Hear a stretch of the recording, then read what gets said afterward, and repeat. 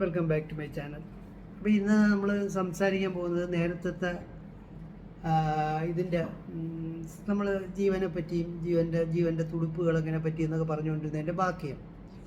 അപ്പോൾ നമ്മൾ സെല്ലിനെ പറ്റിയൊക്കെ പറഞ്ഞു, സെല്ലിൻ്റെ ഡീറ്റെയിൽസുകൾ കാര്യങ്ങളൊക്കെ പറഞ്ഞതിന് ശേഷം അപ്പോൾ സെല്ലിനകത്ത് നമ്മൾ ആദ്യം പറഞ്ഞു നമ്മൾ കഴിക്കുന്ന സാധനങ്ങൾ വെള്ളം, കൊഴുപ്പ്, പിന്നെ പ്രോട്ടീൻ, പിന്നെ മിനറൽസ്, പിന്നെ അത് കഴിഞ്ഞ് അടുത്ത് നമ്മൾ പിന്നെ കഴിക്കുന്ന ഗ്ലൂക്കോസ്. അപ്പോൾ പിന്നെ നമുക്ക് ഈ കൊഴുപ്പിനെ പറ്റി പറയാം. കാരണം എന്ന് പറഞ്ഞാൽ കൊഴുപ്പ് ഇപ്പോൾ നമുക്ക് വളരെ ആവശ്യമുള്ള കാര്യമാണ്. കാരണം കൊഴുപ്പിൻ്റെ ഒരു കുഴപ്പമെന്ന് പറഞ്ഞാൽ കൊഴുപ്പ് നമ്മൾ കഴിക്കുമ്പോൾ അകത്തോട്ട്, അതായത് എണ്ണ, കൊഴുപ്പ് അങ്ങനത്തെ എല്ലാം കഴിക്കുമ്പോഴത്തേക്കും ഇത് അകത്ത് പോയിട്ട് ചെയ്യുന്നതാണ്. അപ്പോൾ ഇതിൻ്റെ ഓരോന്നിൻ്റെ എങ്ങനെയാണ് അകത്ത് വെച്ച് ചെയ്യുന്നതാണ്, എങ്ങനെയാണ് സെല്ല് നമ്മുടെ ദേഹം അതിനെ എങ്ങനെ ആണ് കൈകാര്യം ചെയ്യുന്നതെന്ന് മനസ്സിലായാലേ നമുക്ക് ഇപ്പോൾ ഈ പറഞ്ഞ മാതിരി അതിനൊരു പ്രതിവിധിയും കണ്ടെത്താൻ പറ്റുള്ളൂ. അപ്പോൾ നമുക്ക് ഇപ്പം സെല്ലിനെ പറ്റി പറഞ്ഞ് സെല്ലൊരു ബോക്സ് പോലെയാണ് ഇരിക്കുന്നത്. അതിനകത്ത് നടുക്ക് ന്യൂക്ലിയസ് ഉണ്ട്. അപ്പോൾ ചുറ്റും അകത്ത് കയറുന്ന റെസപ്റ്റേഴ്സൊക്കെ അങ്ങനെയെല്ലാം ഉണ്ട്. പിന്നെ അകത്ത് വെള്ളം കെട്ടി നിൽക്കുകയാണ്, ന്യൂക്ലിയസിനകത്തേ ജീവനുള്ളൂ, കൊണ്ടുവരുന്ന കാര്യങ്ങളൊക്കെ പറഞ്ഞു. അപ്പോൾ നമ്മൾ കൊഴുപ്പ് കഴിച്ച് കഴിയുമ്പോൾ, കൊഴുപ്പെന്ന് പറഞ്ഞാൽ നമുക്ക് ഫാറ്റ് എന്ന് നമുക്ക് ഇംഗ്ലീഷിൽ പറയാം.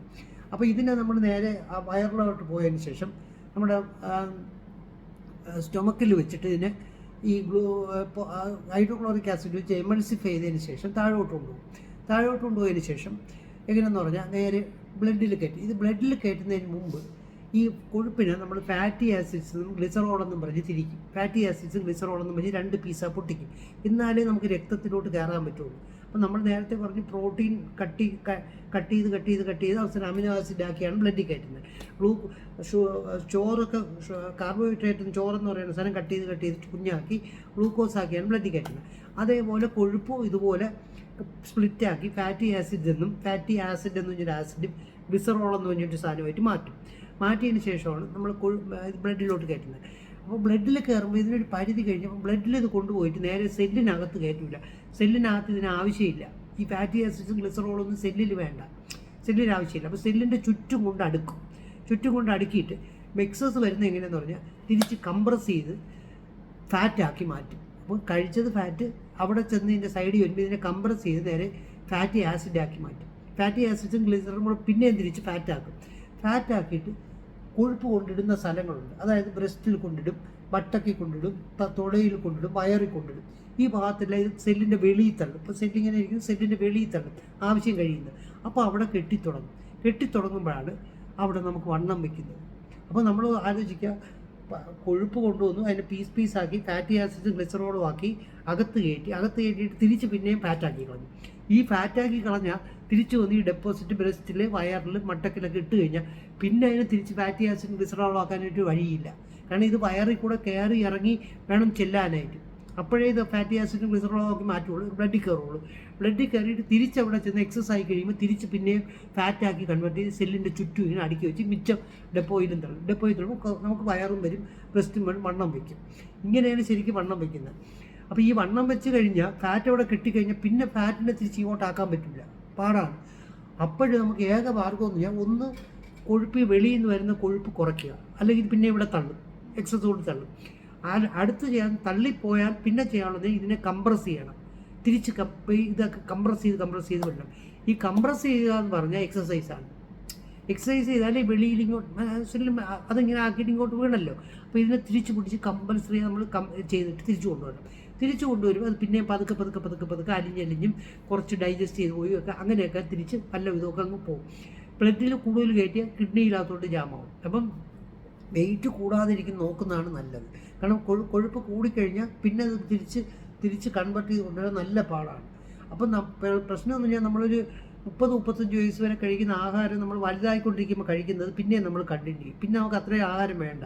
പക്ഷെ നമ്മൾ ഈ ആഹാരത്തിൻ്റെ ടേസ്റ്റും വയറ് വലിഞ്ഞതുകൊണ്ട് നമ്മൾ കൂടുതൽ കഴിച്ചുകൊണ്ടിരിക്കും. പിന്നെയും നമ്മുടെ തടി കൂടും. അപ്പോൾ അത് കഴിയുമ്പോൾ പിന്നെ നമ്മൾ നാച്ചുറലി കാറ്റബോളിസം തുടങ്ങുമ്പം നമ്മളത് കുറച്ച് കൊണ്ടുവരണം. ആഹാരത്തിൻ്റെ ക്വാണ്ടിറ്റിയും കാര്യമില്ല, എന്നാലേ ഇത് എക്സസ് തള്ളായിരിക്കുള്ളൂ. അപ്പോൾ ഫാറ്റിൻ്റെ മെറ്റാബോളിസം ഇതാണ്. അപ്പോൾ ഫാറ്റ് ഒരു പ്രധാന കുഴപ്പം പിടിച്ച സാധനമാണ്. എക്സസ് ആയിക്കഴിഞ്ഞാൽ ബ്ലഡിലും കൂടുതലാവും. അത് കയറി ബ്ലഡിൽ ഹാർട്ട് ബ്ലോക്ക് അങ്ങനത്തെയൊക്കെ ബ്ലോക്കുകളൊക്കെ ഉണ്ടാക്കും. അതുപോലെ തന്നെ ആർട്ടറിക്കകത്ത് രക്തക്കുഴലെന്ന് പറഞ്ഞാൽ എല്ലാവരും വിചാരിച്ചിരിക്കുന്നത് കുഴൽ പോലെയാണ്. കുഴൽ പോലെ അല്ല. രക്തക്കുഴൽ രക്തക്കുഴൽ ഇങ്ങനെ അമങ്ങി പോകുന്ന സാധനമാണ്. അതാണ് നമുക്ക് പൾസ് കിട്ടുന്നത്. അങ്ങനെയാണ് ഇങ്ങനെ അമങ്ങി രക്തം കുഴൽ പോലെ അല്ല ഇരിക്കുന്നത്. ഇങ്ങനെ എലാസ്റ്റിക്കാണ്. ഇങ്ങനെയാണ് പോകുന്നത്. അപ്പോൾ അതിൽ കൂടെ ഒരു ഗ്ലോബ് അങ്ങനെയാണ് പോകുന്നത്. ഇതിൽ നമ്മുടെ ബോഡിയിലെല്ലാം അങ്ങനെയാണ്. ഇവിടെ നിന്ന് ആഹാരം ഇറങ്ങി പോകുന്നതും അങ്ങനെയാണ്. നമ്മൾ ചവച്ച് കഴിഞ്ഞ് ഇവിടെ വന്നു കഴിഞ്ഞാൽ ഇങ്ങോട്ട് പോകുമ്പോൾ ഇങ്ങനെയാണ് നമ്മുടെ ഈസോഫാഗസ് ഇങ്ങനെ ആയാണ് താഴോട്ട് കൊണ്ടുപോകണം. മരവും പോകുന്നത് അങ്ങനെയാണ്. ഇവിടെ നിന്ന് തുടങ്ങി അങ്ങ് അറ്റം വരെ പോകും. അങ്ങനെയാണ് ട്യൂണാണ്. അതേപോലെ ബ്ലഡ് പോകുന്നത് ഇങ്ങനെ പിടിച്ചാണ് പോകുന്നത്. അങ്ങനെ പിടിച്ച് പോയില്ലെങ്കിൽ എന്ത് സംഭവിക്കുമെന്ന് പറഞ്ഞാൽ നമ്മളിപ്പോൾ രക്തം കുഴൽ ആണെന്ന് വിചാരിക്കുക. നമ്മളിങ്ങനെ കൈ പൊക്കിക്കഴിഞ്ഞാൽ ഇവിടെ ഇരിക്കുന്ന രക്തം മുഴുവൻ തിരിച്ചോടി വരും. നിമിഷങ്ങൾക്കകത്ത് ഇവിടെ മുഴുവൻ മരവിച്ച് ചത്തുപോകും. മനസ്സിലായില്ല? ഇങ്ങനെ തിരിച്ചിറങ്ങി വരില്ല. വരാതിരിക്കാൻ കാരണം ബ്ലഡ് ഇങ്ങനെ പിടിച്ച് വിടുന്നതുകൊണ്ടാണ്. അതേ കുഴൽ പോലെ ആയിരുന്നെങ്കിൽ ഇങ്ങോട്ട് പോകുന്ന രക്തം തിരിച്ച് അതേപോലെ ഓടിയും വരും, ഗ്രാവിറ്റി അനുസരിച്ച്. അപ്പോഴത്തേക്ക് എന്ത് സംഭവിക്കുന്നു പറഞ്ഞാൽ പെട്ടെന്ന് ഇവിടെ അത്രയും നശിച്ചു പോകും, പെട്ടെന്ന് ചീത്തയായി പോകും. അപ്പോൾ അങ്ങനെ പാടില്ല. അപ്പം ബ്ലഡ് ഇങ്ങനെയാണ് പോകുന്നത്. അപ്പോൾ ഈ സിഗരറ്റ് വലിച്ചാലുള്ള പ്രധാന പ്രശ്നമാണ്, സിഗരറ്റ് നിങ്ങൾ കൂടുതൽ വലിക്കുമെങ്കിൽ ഇതിനെ ഇങ്ങനെ ആക്കുന്ന ശേഷി നശിപ്പിച്ചോളെ. നിക്കോട്ടിൻ്റെ പ്രധാന സൈഡ് എഫക്റ്റ് അതാണ്. ആർട്ടറിയെ പിടിച്ച് ഇങ്ങനെ ഞെക്കുന്നതും കുറയ്ക്കും. അപ്പോൾ നമുക്ക് വരാം. അപ്പോൾ ഈ കൊഴുപ്പ് ഇതാണ് ഇതിൻ്റെ മെത്തേഡ്. അപ്പോൾ കൊഴുപ്പ് നമുക്ക് വേണം. എന്തിനാണ്? ഷേപ്പ് ഉണ്ടാക്കാൻ. നമ്മുടെ ബോഡി ഷേപ്പ് ഭംഗി വരുന്ന മുഴുവൻ കൊഴുപ്പ് കൊണ്ടാടി. പക്ഷെ കൂടിക്കഴിഞ്ഞാൽ ഭംഗിയും പോകും. കുറഞ്ഞില്ലെങ്കിൽ നമ്മൾ വലിഞ്ഞും കുറഞ്ഞു പോയാൽ നമ്മൾ അസ്ഥിവ്യഞ്ജനം പോലെ ഇരിക്കും. കൂടിക്കഴിഞ്ഞാൽ വണ്ണം വെച്ചൊരുമാതിരി വൃത്തിയിടാവും. അപ്പോൾ കണക്കിനുള്ള കൊഴുപ്പ് വേണം. കൊഴുപ്പുണ്ടെങ്കിൽ ഇതിനൊരു ഭംഗി ഉണ്ടാക്കാൻ പറ്റുള്ളൂ. അതാണ് കൊഴുപ്പിൻ്റെ പ്രധാന ആവശ്യം. അതുപോലെ തന്നെ ചൂടിൽ നിന്നും തണുപ്പിൽ നിന്നൊക്കെ നമ്മളെ പ്രൊട്ടക്റ്റ് ചെയ്യും. അകത്തുള്ള സാധനങ്ങൾ ചൂടിയും തണുപ്പിൽ നിന്നൊക്കെ പ്രൊട്ടക്റ്റ് ചെയ്യും. അതിനും ഇത് ആവശ്യമാണ്. അപ്പം നമ്മളൊരു പാക്കിംഗ് മെറ്റീരിയൽ പോലെയാണ് ഈ കൊഴുപ്പ് കൊടുക്കുന്നത്. അത് മിതത്തിൽ കൂടുതൽ പാക്കിംഗ് മെറ്റീരിയൽ എടുത്താൽ ഷേപ്പില്ലാതെ ഇപ്പം നമ്മളൊരു കൊച്ചു സാധനം എടുത്ത് വെച്ച് ഇത് പാക്ക് ചെയ്യുമ്പോഴത്തേക്കും നല്ല കറക്റ്റായിട്ട് പാക്കിംഗ് മെറ്റീരിയൽ ചടിച്ചാൽ നല്ല ഭംഗിയായിരിക്കും.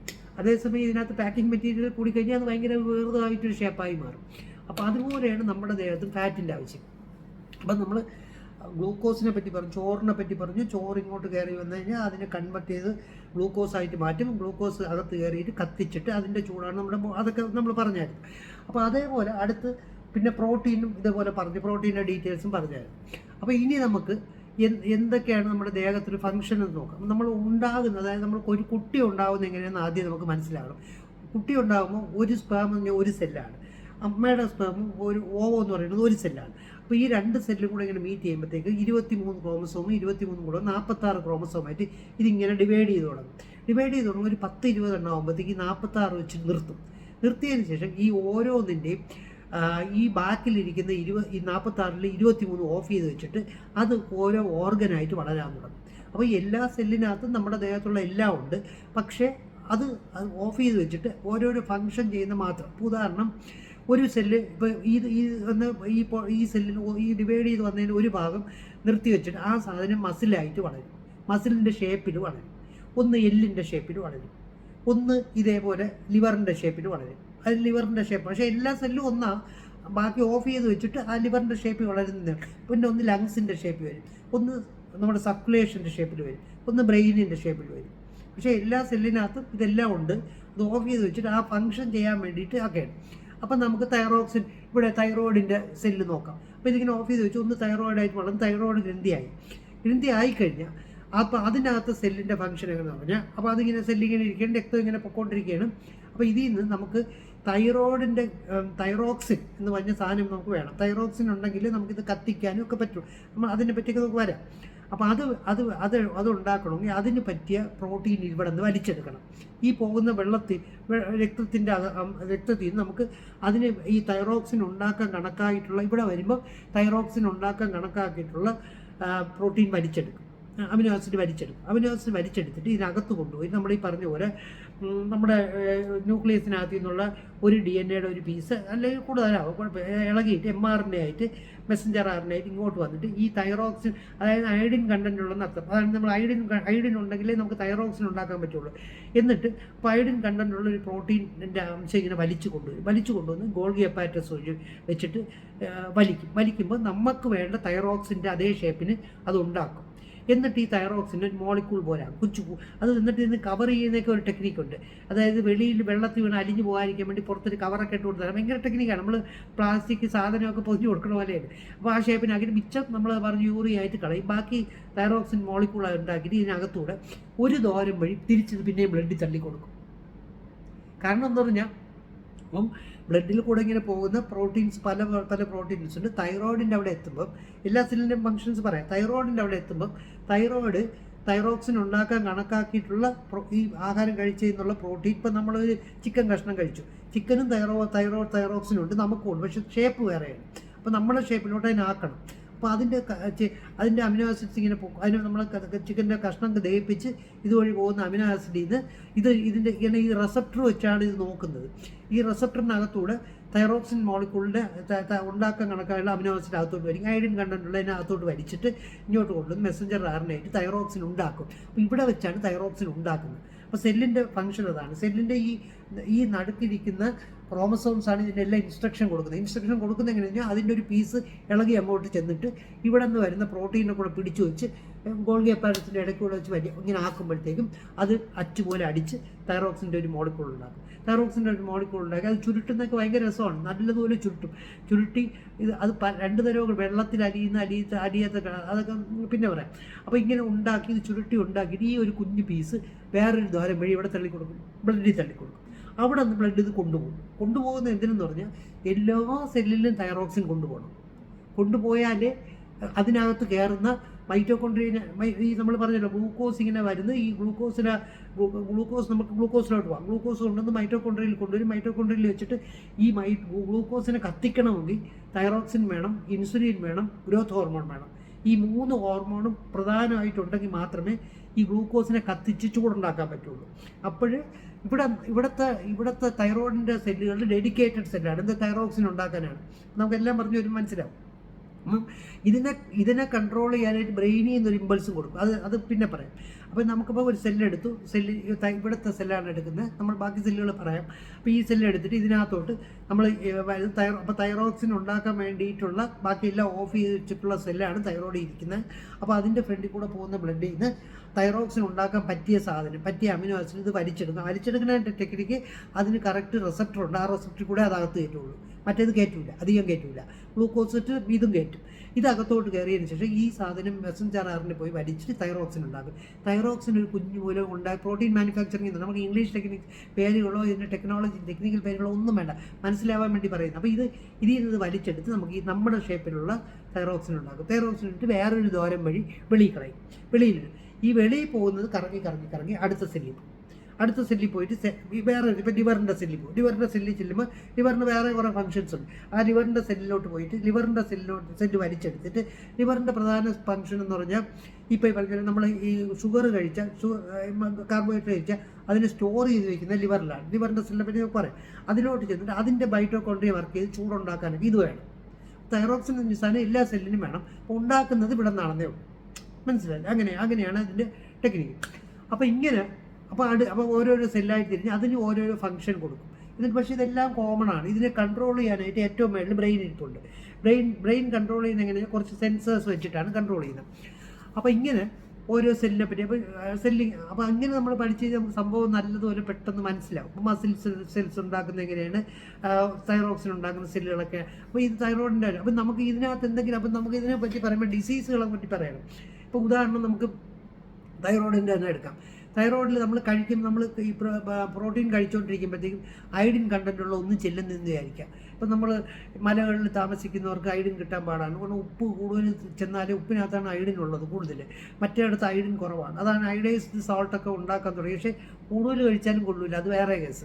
അപ്പം നമ്മളിങ്ങനെ അപ്പം ഈ അയഡിൻ സാധനം ഇല്ലെന്ന് വിചാരിക്കുക. നമ്മൾ കഴിക്കുന്നതിന് അയഡിൻ ഇല്ലയെന്ന് വിചാരിക്കുക. അയഡിൻ ഇല്ലെങ്കിൽ എന്ത് ചെയ്യും? അയഡിൻ കിട്ടുന്നില്ല. പക്ഷെ തൈറോയിഡിന് അയഡിൻ ഉണ്ടാക്കുകയും വേണം, അല്ലെ? ഈ തൈറോക്സിൻ ഉണ്ടാക്കുകയും വേണം, അയഡിനുള്ള സാധനം. അപ്പോഴെന്ന് പറഞ്ഞാൽ കൂടുതൽ അത് വലുതാവും, സെല്ല് മൾട്ടിപ്ലൈ ഇങ്ങനെ ആവും. അങ്ങനെ വലുതാവുന്നതിനാണ് നമ്മൾ ഗോയിച്ചർ എന്ന് പറയുന്നത്. ഇവിടെ തൈറോയിഡ് വീക്കം വരുന്നതിന് കാരണം ഈ പോകുന്ന സെല്ലിന് അത് ഈ കിട്ടാതിരിക്കുന്നതുകൊണ്ട് മാത്രമല്ല കുറച്ച് പാരമ്പര്യ തകരാറുകളും കാര്യങ്ങളൊക്കെ ഉണ്ട്. പക്ഷെ നോർമലി നമ്മളിപ്പോൾ ഈ പറഞ്ഞ പോലെ മലയോരങ്ങളിലൊക്കെ താമസിക്കുന്നവർക്ക് തൈറോയിഡിൻ്റെ ഇവിടുത്തെ വീങ്ങാൻ കാരണം എന്ന് പറഞ്ഞാൽ ഇതിപ്പോൾ ഇവിടെ ഇങ്ങനെ സാധാ ഒരു സെല്ലിരിക്കുന്നു, അത് ഇങ്ങനെ നോക്കുമ്പോൾ കാണാം നമ്മൾ കഴിക്കുന്ന സാധനത്തിനകത്ത് അയഡിനൊന്നും വരുന്നില്ല. വരാതിരിക്കുമ്പോൾ പിടിച്ചിടും. അപ്പോൾ ഉള്ളത് കൂട്ടണം. ഈ ഉള്ള സെല്ല് മൾട്ടിപ്ലൈ ചെയ്താൽ മാത്രമേ ഇതിൽ നിന്ന് തൈറോക്സിൻ മാക്സിമം ഉണ്ടാക്കാൻ പറ്റൂ. അപ്പോൾ മൾട്ടിപ്ലൈ ചെയ്ത് തുടങ്ങിയാൽ ഉടനെ ഇത് വീങ്ങി തുടങ്ങും. അപ്പോൾ അതാണ് തൈറോയ്ഡ്. കട്ടിക്ക് വീങ്ങി അതിന് വേറെ കുഴപ്പങ്ങളുണ്ട്. കട്ടിക്കില്ലാതെ നോർമലി വീങ്ങും, തടിച്ചു വരുമ്പോൾ കൂടുതൽ സെല്ലായി വരികയാണ്, മൾട്ടിപ്ലൈ ചെയ്ത്. അപ്പോൾ കൂടുതൽ തൈറോക്സിൻ ഉണ്ടാക്കാൻ ഇത് ശ്രമിക്കുകയാണ് വിത്തൗട്ട് കഴിക്കുന്ന സാധനം. അപ്പോൾ അതാണ് ഉപ്പിൽ അയഡിനുള്ളത് കഴിച്ചില്ലെങ്കിൽ ഇത് വീങ്ങാനുള്ള ടെൻഡൻസി ഉണ്ടാവും. ഇത് വീങ്ങിക്കഴിഞ്ഞാൽ വേറൊരു പ്രശ്നം പറഞ്ഞാൽ പിന്നെ ഇതിൽ നിന്ന് ഉണ്ടാകുന്ന തൈറോക്സിൻ്റെ ക്വാളിറ്റിയും കുറയും. അപ്പോൾ നമുക്ക് തൈറോക്സിൻ്റെ ക്വാളിറ്റി കുറഞ്ഞാലുള്ളൊരു കുഴപ്പം എന്തെന്ന് പറഞ്ഞാൽ ഈ തൈറോക്സിൻ ഇങ്ങനെ കൊണ്ടുവന്നിട്ട് ഇത് ഒന്ന് മൈറ്റോകോൺട്രിയ കൊണ്ടുവന്ന് അത് കത്തിച്ചിട്ട് നമുക്ക് എല്ലാം ചെയ്യുന്നില്ലേ, ഈ കത്തിക്കുന്നതിൻ്റെ സ്പീഡ് അങ്ങ് കുറയും.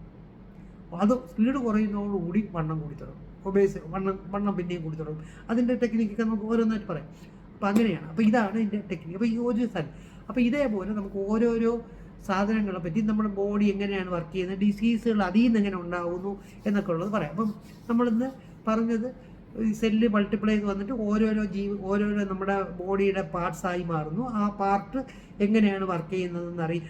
അതിനുമ്പോൾ തൈറോയിഡാണ് പറഞ്ഞത്. തൈറോയിഡ് എന്താണ് ചെയ്തത്, തൈറോയിഡ് ഡിസ്ഫങ്ഷൻ കൊണ്ട് എന്തൊക്കെ ഉണ്ടാവാൻ സാധ്യതയുണ്ട്. ഇതേപോലെ ഇതേപോലെ എന്തെങ്കിലും ഒരു കാരണവശാൽ ഇത് ഓവറായി വർക്ക് ചെയ്യുന്നു വിചാരിക്കാം. ഓവറായി വർക്ക് ചെയ്താൽ എന്ത് പറ്റുമെന്ന് പറഞ്ഞാൽ ഭയങ്കരമായിട്ട് ഈ തൈറോക്സിൻ്റെ അളവ് ഉണ്ടാക്കി വിടുന്നതോടും നമ്മുടെ സെല്ലൊക്കെ കൂടുതൽ വർക്ക് ചെയ്ത് തുടങ്ങും. അപ്പോഴും നമുക്ക് കണ്ണ് തള്ളുന്ന പോലത്തെ ഒരു സാധനം അങ്ങനത്തെയൊക്കെ ഉണ്ടാകും. ദേഹം ഭയങ്കരമായിട്ട് ഹോട്ടാവും, ദേഹം ഒരുപാട് ക്ഷീണിക്കും, അങ്ങനെ വരും. അപ്പോൾ ഇതിൻ്റെ നോർമൽ ഫങ്ഷൻസ്, അപ്പോൾ ഇതിനെല്ലാം മേളിൽ നിന്ന് കൺട്രോൾ ചെയ്യുന്ന ഒരു ടെക്നിക്ക് ഉണ്ട്. അതിൻ്റെ ഡീറ്റെയിൽസ് ഇനി അടുത്തതിൽ പറയാം. അങ്ങനെയാണ് ഇതിൻ്റെ കാര്യങ്ങൾ. അപ്പോൾ ഇതിൻ്റെ കണ്ടിന്യൂഷൻ ഇനിയും ഉണ്ടാവും. അടുത്ത ഓരോരോ ബോഡി പാർട്സിനെ പറ്റിയൊക്കെ നമുക്ക് ഇനി അടുത്ത വീഡിയോയിൽ കാണാം.